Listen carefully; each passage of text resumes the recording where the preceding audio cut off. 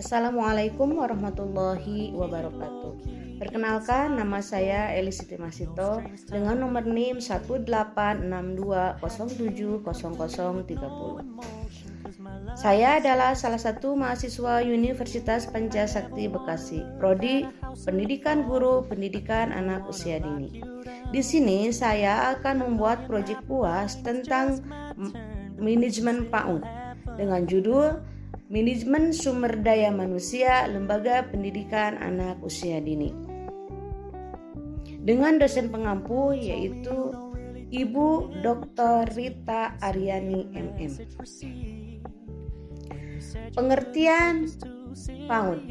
PAUD atau pendidikan anak usia dini adalah suatu upaya pembinaan yang ditujukan kepada anak-anak sejak lahir sampai usia 6 tahun yang dilakukan melalui pemberian rangsangan pendidikan untuk membantu pertumbuhan dan perkembangan jasmani dan rohani agar anak memiliki kesiapan memasuki pendidikan jenjang lebih lanjut. Definisi manajemen dalam lembaga PAUD.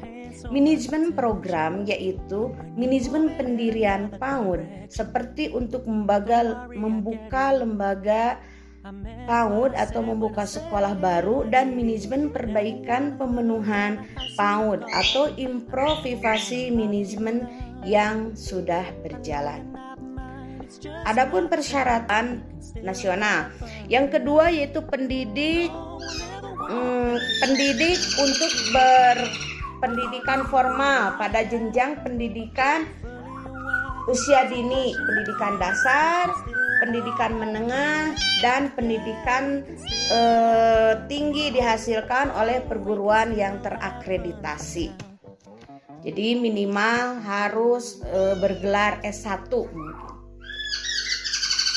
dalam berjenjang pendidikan. Adapun hak-hak yang harus diperoleh pendidik dan tenaga kependidikan.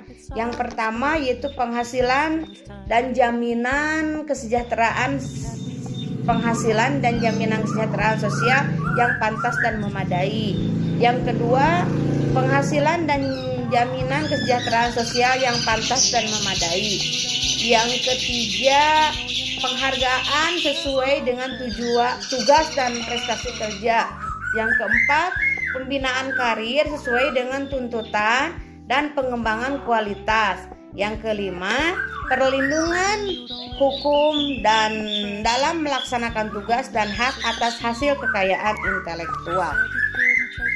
Yang keenam, kesempatan untuk menggunakan sarana dan prasarana fasilitas pendidikan untuk menunjang kelancaran tugas pelaksanaan sebagai guru.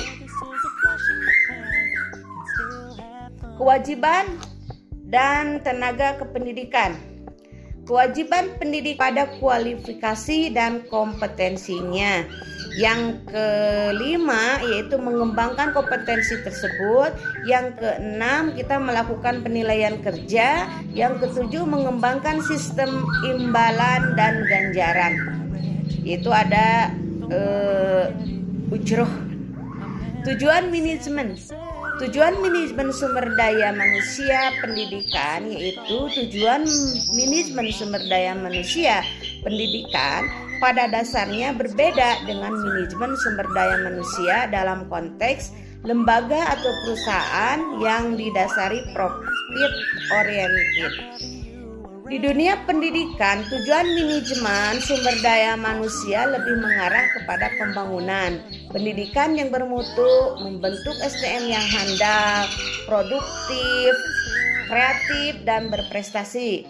Dapat disimpulkan bahwa kualitas sumber daya manusia lembaga pendidikan yang handal akan menghasilkan sumber daya manusia yang berkualitas. Tugas dan fungsi manajemen sumber daya pendidikan.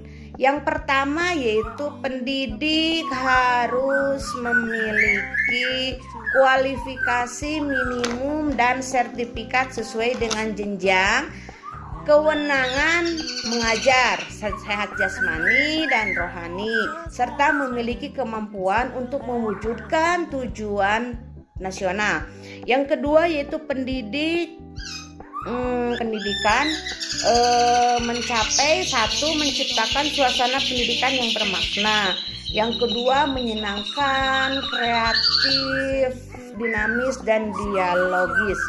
Yang keempat atau yang kedua yaitu mempunyai komitmen secara profesional untuk meningkatkan mutu pendidikan. Yang ketiga, memberi teladan dan menjaga nama baik lembaga profesi dan kedudukan sesuai dengan kepercayaan yang diberikan tenaga pendidik dan kependidikan.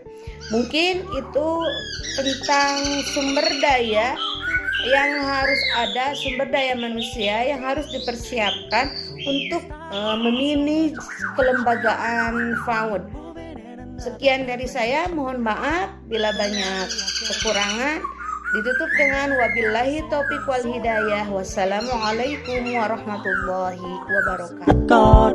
I never wanna lock you down.